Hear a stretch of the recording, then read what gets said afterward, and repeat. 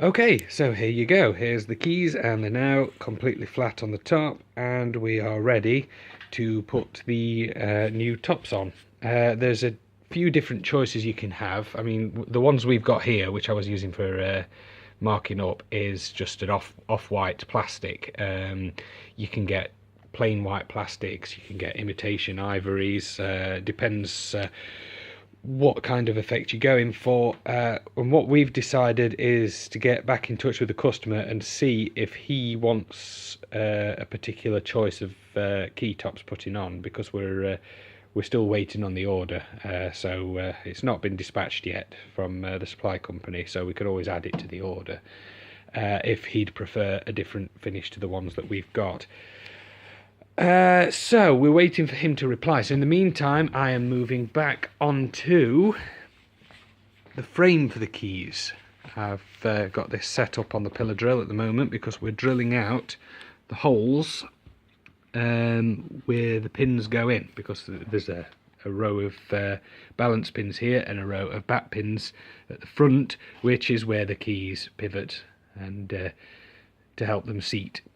So, I think I made a video, didn't I, about pulling the pins out? I'm sure I did. Well, this is the next stage, is putting the new ones back in. We've got a bag of new back pins, the base of which is slightly it's slightly bigger in diameter than the old one. So what you have to do is drill out this hole slightly in order to accommodate the new pins. I've just done a tester one, as you can see, and knocked it in via, where's my tool? Yes, down here, look. Put it down here. I tapped it in on the floor because it's a nice solid surface, not concrete floor, so because you tap it in. You remember me making that tool? Probably not, but if you do, that now seats over there, look, like that, flush to the surface. You tap, tap, tap, tap, tap, tap, tap with the new pin until it's all the way down to the level of the surface. You take that back off again. There you go. It's at the exact same height that the old pin was. So that's what I'm going to be doing next. I've got a whole row of them to do. And I have got these to do, but I can't do them just yet because we're waiting on the supply. We're waiting on the supply company to send us the parts through.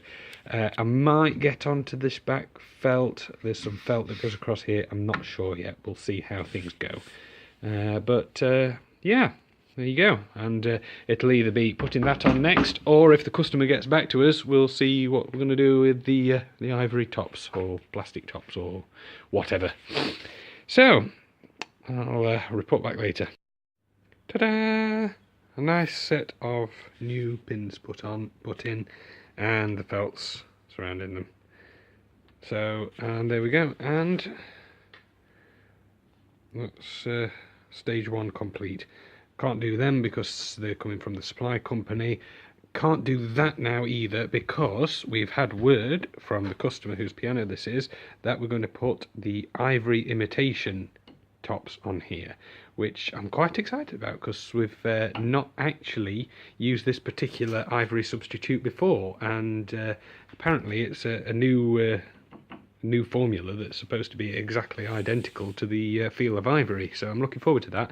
So I'm giving that a miss for now because I'm not 100% sure of the thickness of this new material in terms of the thickness, you know, that way, and I don't want to put that on until we've figured out the thickness of this, in case it changes the ratio of the keys. Shouldn't be too much difference, but every little bit changes. So there we go. I'm going to leave that for now, and that's about it. That's all I can particularly do on this until we've got the supply company's order come through. So for the next few days or so, I'm going to be just doing case parts and just getting them ready to be sprayed. So the next report will probably be when the order arrives from the supply company. So until then, well, I'm signing off. Right, here we go. That's the new piece of rest plank that's going to get screwed and glued and clamped onto the top of the offcut from the damaged area. Laminated in two directions. Stop warping. Stop warping and splitting the pins.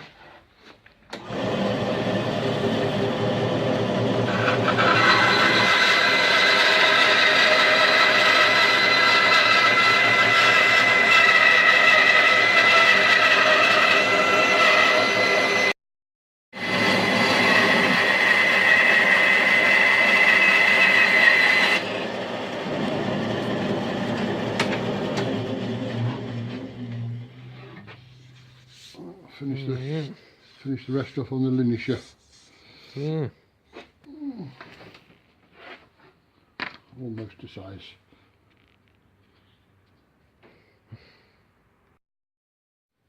Okay, right, there we go. This is just putting a bit of glue on the replacement part of the rest plank. All the holes plugged up with newspaper so that we've got less mess. Right.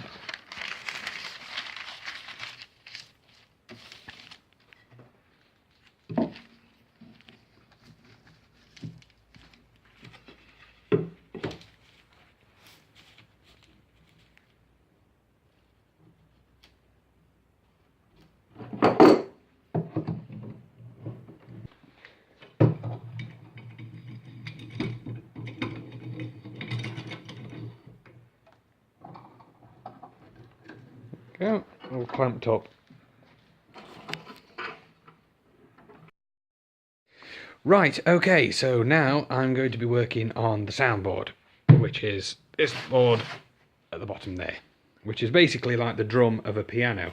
The strings come across there, they run across the bridge, the sound is then transferred into this board at the bottom, which is only, let's have a look, if you can see it in one of the holes, it's only about 10mm thick. It acts like a drum and amplifies the sound and gives you the tone of the piano. But it can't do that while there's all these nasty splits in. As you can see, the board is completely split down there. There's another one there. There's a shake in it here, and some more down there as well. There's quite a few. These are a particularly bad area. So that is going to destroy the tone. It can also cause buzzers, rattles and all sorts as well, so they need to be repaired. We have also recrowned this soundboard, which is when we've put the slight curve back in the board, because it's supposed to be at tension, but over years of being used, the strings are pressing down on here, the summer growth of the grain collapses, and you lose the surface tension on the board, which is one of the things that you need to get back in. We have already done that, but that's a trade secret on our method of doing it, so I'm not going to tell you how we do that. That's for us to know and for you not to find out. Right, so next thing, phone's ringing now. So next thing is we are going to open out these cracks so that I can repair them by putting in these pieces, new pieces of spruce shims, which, as you can see, are V-shaped, and they match the shape of my tool, which I'm going to open the grooves out by. So what we do, so you start down here like that,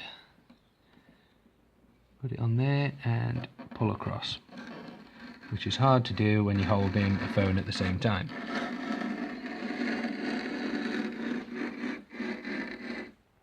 You take it past the end of the split and go a little bit further actually. Okay.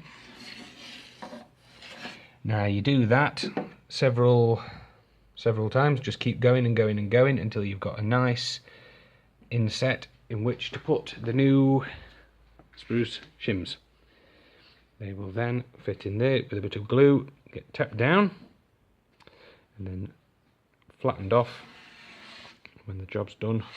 In fact, I'll pause here and then I'll make another video of when I've done a little bit more so that you can see each stage rather than just going, here's the finished product, ta-da. So, there you go, that's the next bit. That's what I'm doing today.